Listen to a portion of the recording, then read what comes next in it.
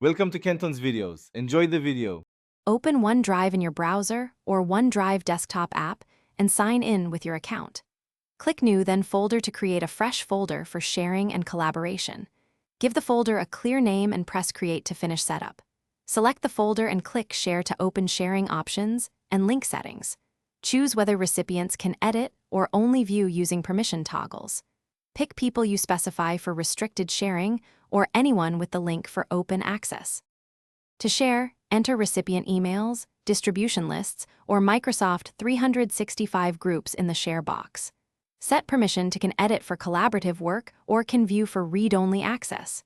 Use the link settings to set expiration dates, block downloads, or require a password when needed. For OneDrive for Business, choose specific people to restrict access to listed accounts only. Add a message and click Send, or select Copy Link to paste the URL into chat or project tools.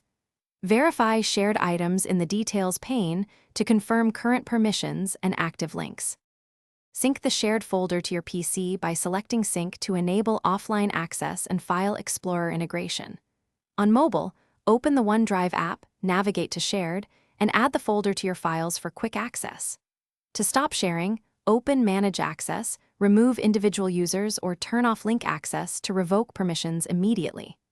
Monitor sharing activity in the OneDrive activity feed to audit downloads, edits, and shares by user. Use version history to restore older files if a collaborator overwrites important content accidentally.